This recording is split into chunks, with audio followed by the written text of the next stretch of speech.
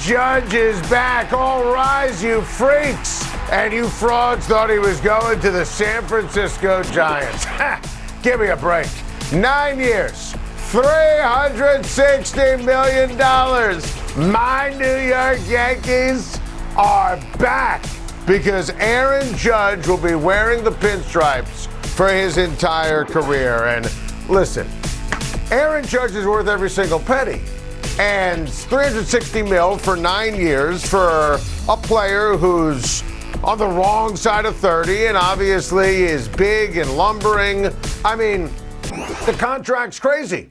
So was every contract on your screen. So is the Trey Turner contract. So is the Verlander contract. So is the DeGrom contract. The only thing worse than $9,360 for Aaron Judge for the Yankees would be if he wasn't on the New York Yankees. Aaron Judge is a superstar. He is amazing in terms of home runs. Just had the season for the ages, 62 bombs, American League record. When I say season for the ages, we're talking about the best season in the history of American League Baseball and maybe Major League Baseball. Plus, he's a mensch. He's going to be a team captain. He's great in the clubhouse. He's a box office bonanza. And did I mention the numbers? I mean, Shohei Ohtani, a unicorn again last year, and he wasn't even in the mix for MVP because what Aaron Judge did was unprecedented. I got to give Judge credit here. I mean, he turned down $213 million in March, and I disagreed with it. Everybody did. I crushed Aaron Judge for it. It made absolutely no sense, and I was wrong, and the Yankees were wrong. And turns out, and we wondered aloud about this, did he want to stay in New York and get the most money possible from the Yankees or the most money? Now, San Francisco loomed large because he was from the Bay Area and he wrote in his high school yearbook he wanted to play for the Giants. Giants offered the same money. Remember the Yankee original offer? Jeff Passan from ESPN had this report a few weeks ago. 8 for $300. You knew that was a great start. It was going to be more. Turns out the Padres offered him even more than the Yankees did, but he wanted to build a legacy. He wanted to get, as I mentioned, as much money possible from Brian Cashman and the New York Yankees.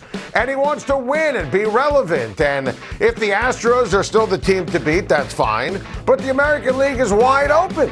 And now, you know, if I'm a Mariners fan, I'm thinking we can make a run, or a Blue Jays fan. The New York Yankees have a great opportunity to go to the World Series and win it. That's going to be the goal for the New York Yankees and Brian Cashman. And now the rest of the offseason for the Yankees can start. I mean, go sign Carlos Rodon or go get a big-time starting pitcher. Rodon would be perfect in that rotation behind Garrett Cole. Re-sign Andrew Benintendi. I mean, an outfield of Benintendi, full year for Harrison Bader and Judge. I mean, that would be amazing. Benintendi, great glove, can obviously perform in a pressure-packed situation. Remember what he did with the Boston Red Sox, great contact hitter.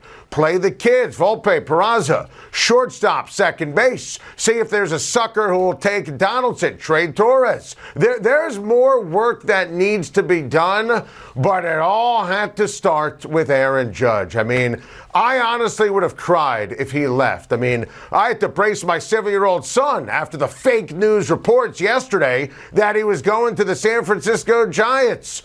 All rise. Judge is back. The Yankees are back. And now everything in the world feels right again. This is just horrible news for Von Miller and the Buffalo Bills. Von Miller is going to miss the rest of the season with an ACL injury. This sucks. There's no other word choice. This is terrible for Buffalo. I mean, Von Miller was having a great season.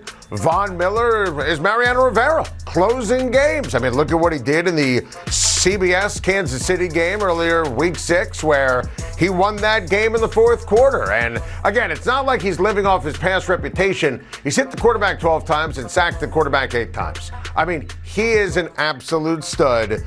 But I do think the Bills go beyond Von Miller.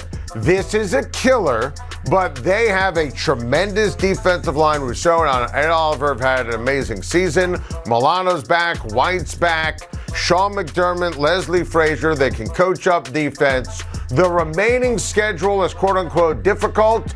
I expect the Buffalo Bills to deal with adversity and run the table. And if that means that players have to step up on defense, it is what it is. If that means Josh Allen's going to have to outscore Joe Burrow or Tua Tagovailoa or score more to beat the Jets, that's how it's going to be. Look, I still think the Bills are going to the Super Bowl. I still think the Bills are winning the Super Bowl. I still put the Bills, currently the 1 seed, ahead of Cincinnati and Kansas City, who would be next on my list in terms of the confidence level of my rankings in the AFC on who can ultimately represent the conference in the big game in Arizona. This is a killer. This stinks for Buffalo and Vaughn.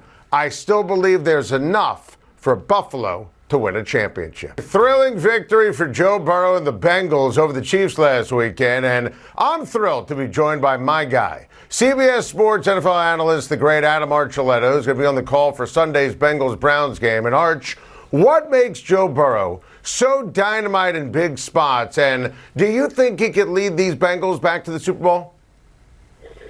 Thanks a lot, Adam. You know, you hear what Tony said there, and he said the perfect thing. He makes it look easy. And when I look at Burrow and just the time that I've been able to have with him when I do our games, he's got every elite trait that you want in a quarterback, okay? His ability to process information is truly next level. The pre-snap to diagnose what's happening, he's up there with 3 guys that I played with in Brady, Breeze, and Manning. He really is. You're not going to be able to fool him. If you do fool him, he's going to pick it up immediately. So that's your one shot.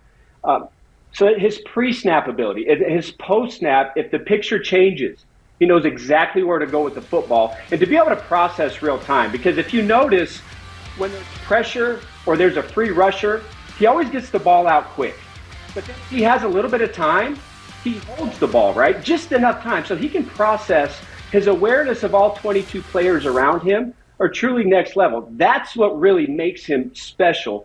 And then when you have the elite accuracy, after you've made all those decisions, you can put the ball wherever you want to put it.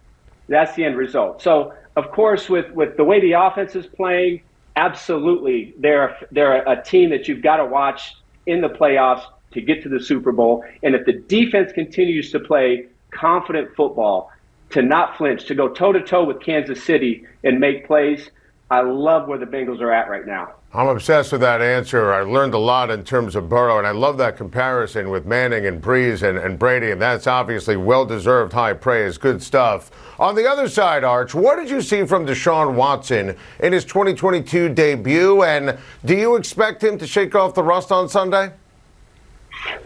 Well, what I saw, and it's a reminder of how hard this game is. We just talked about Joe Burrow making the game look easy. And that's what the great players at every position do.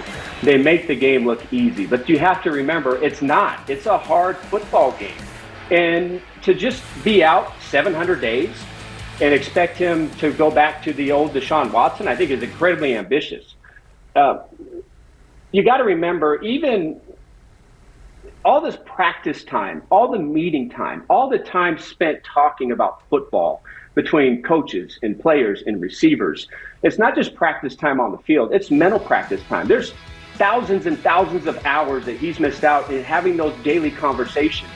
And so for him to just go right back in a game situation and be able to process at that level that we're used to seeing him, it's just not likely. It's just not realistic to expect that. So he made some bad throws. You could tell that he was just getting his feet wet. I still think it's incredibly ambitious to see him, throughout this entire, last part of the season to get up to that level. I don't think we're going to see the Deshaun Watson that we are used to seeing until next season. Arch, you called the Raiders-Chargers game for CBS over the weekend. The Raiders, my goodness, wow. I mean, this is what I expected all season. The offense right now is on a heater. Arch, as a former DB, how the heck, seriously, do you deal with someone like Davante Adams? Well, I've spent a lot of time thinking about this because I've had the Raiders multiple times this year, and I think that the game and the receivers have changed a lot since I played. Like, there are great receivers with T.O. and Randy Moss and all those guys. But I feel like it's almost like when Roger Bannister broke the 4-minute mile with some of these extreme, insane catches, with Odell Beckham Jr., a few years ago. Now all of a sudden, week after week, these receivers making catch after catch after catch. That part is incredible. But really what he does to a defense in his skill level, he's a receiver that can play any type of game.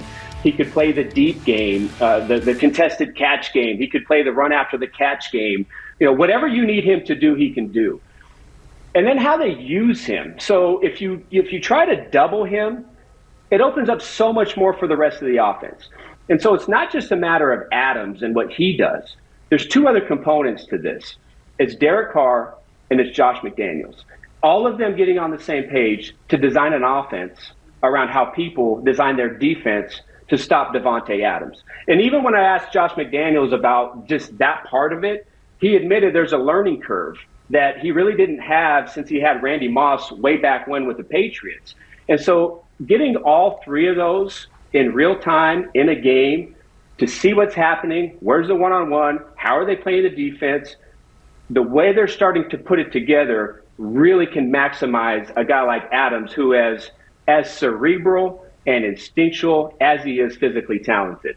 What a breakdown. I love that. Raider Nation is going to be obsessed with that too. And finally, Arch, Justin Herbert is amazing, but do the Chargers have enough pieces and the coaching around him to beat Miami this week and make the playoffs?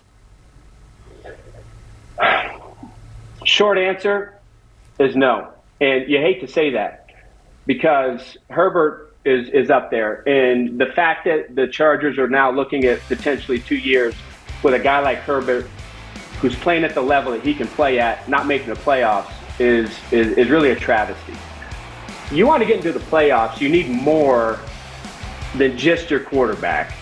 And the Chargers are so wounded. Now, if you told me they had Mike Williams healthy all season and Keenan Allen and Herbert, everybody getting on the same page, if you had Rashawn Slater, if you had a healthy Corey Linsley, if your offensive line, who was supposed to be good coming into this season, really one of the better offensive lines, if all that was, they were healthy and ready to go, I'd say absolutely.